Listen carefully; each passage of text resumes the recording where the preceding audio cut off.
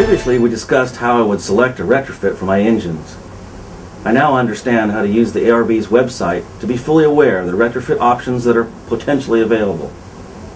Is there any other information I need to select the proper retrofit? Yes, some other information may be necessary. Let me explain. As I mentioned before, after a period of time of engine operation, a DPF will fill up with exhaust particulate, so regeneration is necessary to combust the accumulated particulate. The two types of regeneration are active, which depends on an external energy source to initiate regeneration, and passive, which depends solely on the heat from the engine exhaust to initiate regeneration.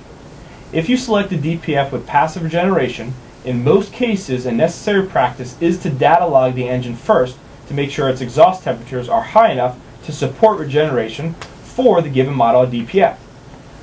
So simply put, data logging involves a recording of exhaust temperature data on your engine, while operating during its normal duty cycle to confirm it meets the minimum temperature requirements for the DPF.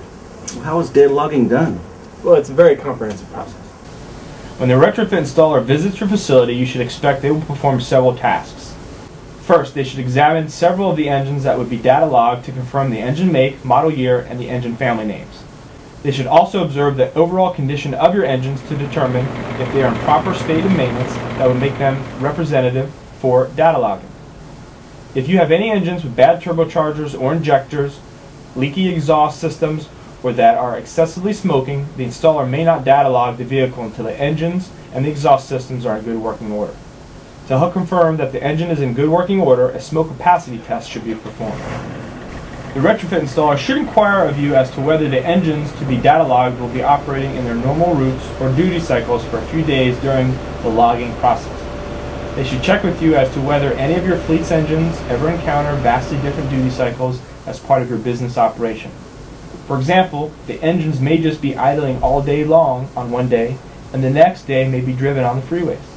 As fleet administrator, you must be prepared to give an accurate accounting of the variety of the duty cycles your fleet encounters so that the device manufacturer or installer can data log during these various duty cycles, and thus recommend the proper retrofit devices to you.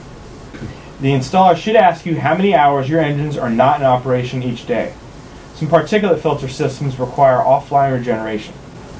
They are equipped with a heating element that must be plugged in each night to achieve a specified minimum number of hours to regenerate. I see. I really need to provide the accurate duty cycle information, don't I? I sure wouldn't want to purchase the wrong retrofit device on my engine. You're right. After you provide this information, the data logging process can begin. The retrofit installer should provide the data logging hardware to be installed on your vehicles. Basically, these are small boxes containing a microprocessor which, combined with a thermocoupler in the exhaust pipe, also known as the temperature probe, the box will record the exhaust temperature versus time over the course of a few days. Some data loggers also record engine speed or other parameters, depending on the needs of the device manufacturer.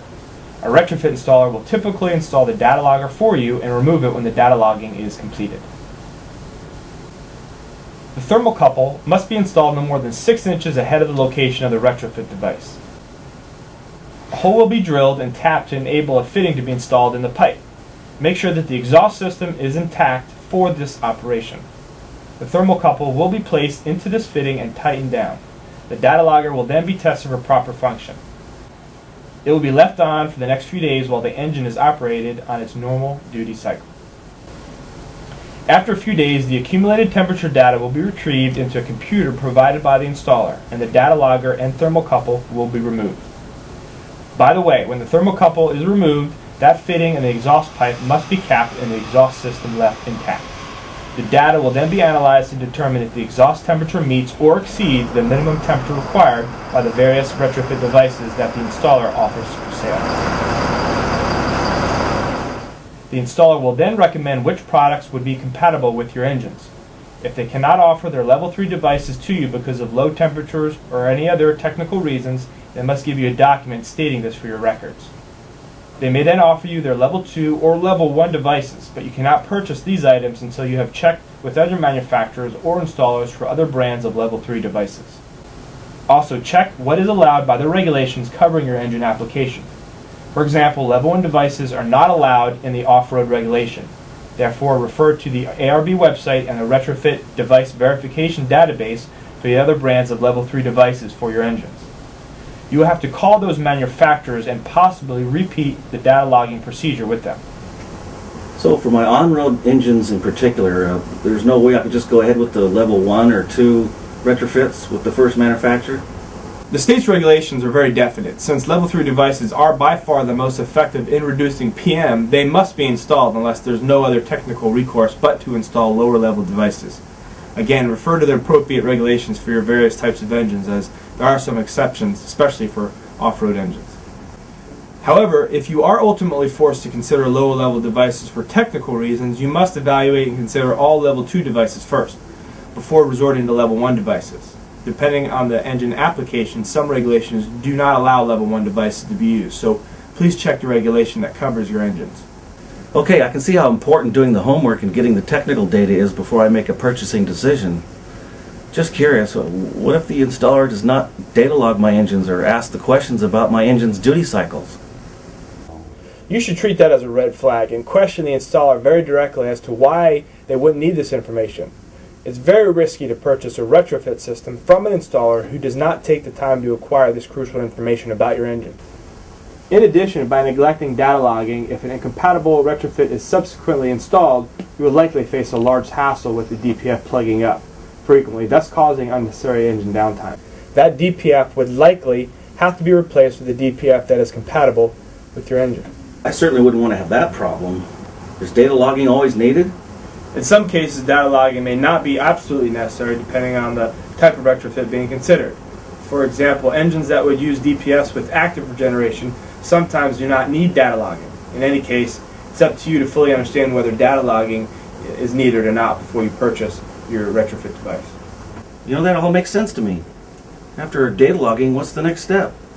With the recommendations from your device suppliers, you'll make your purchasing decisions and acquire the retrofit devices. A couple of important items to confirm with your installer before you purchase anything are that the installer must provide the retrofit equipment and installation warranties along with an operations and maintenance manual. Regarding the warranties, you'll recall that you'll have to decide whether to have your mechanics install the retrofits or have the retrofit installer handle the job. Now, if you install the devices yourself, you're going to need to have a good relationship with the device manufacturer to make sure that they don't blame any problems or failures of the retrofits on a bad installation. Also, your mechanics will have to be trained by the manufacturers first. Thanks for the heads up. I'll have to think about who I want to install my retrofit devices. Alright, when you reach your decision and receive your retrofit devices, they can then be installed. Generally speaking, retrofit installations by an installation facility can be completed within 1 to 2 days for each engine.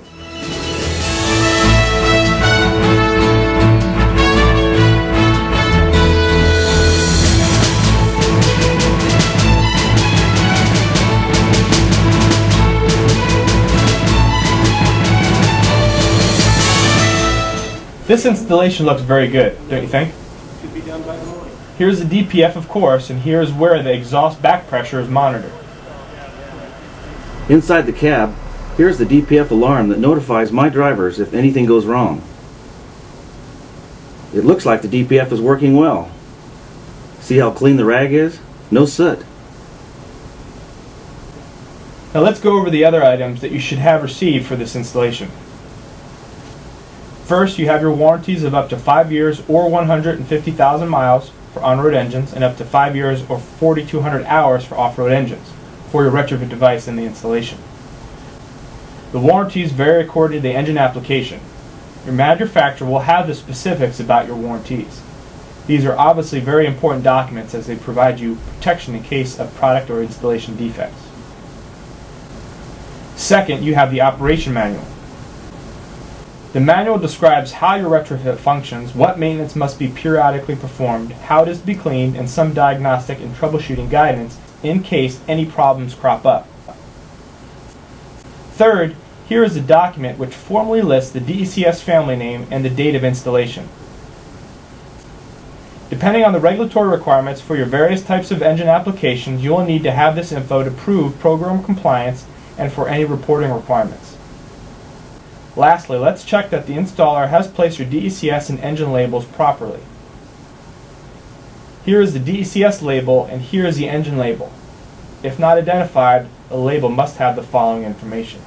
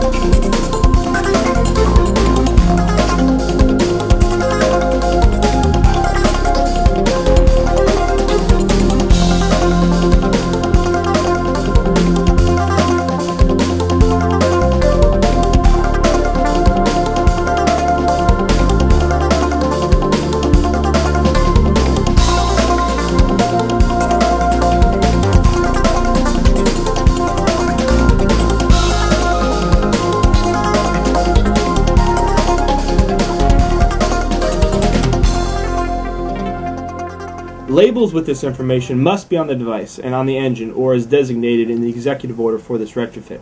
In all cases, the labels must be visible. Some executive orders may specify more precise locations for their labels. Later on, we will discuss in more detail how the ARB and other government inspectors will be paying close attention to these retrofit labels as part of the program enforcement. You will need to make sure that they are installed properly, or else you may receive a citation.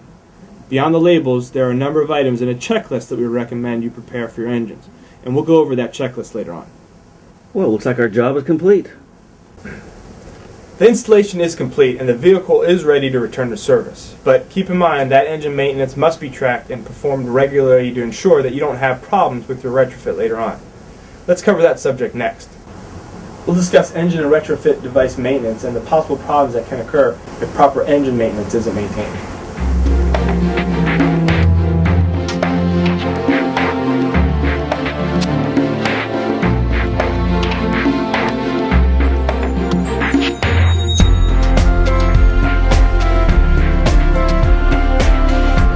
Be sure to watch the remaining video modules in this series, Emissions Retrofits, What Diesel Fleet Administrators Need to Know. For more information, or if you have any questions, please consult these sources of information provided by the Air Resources Board.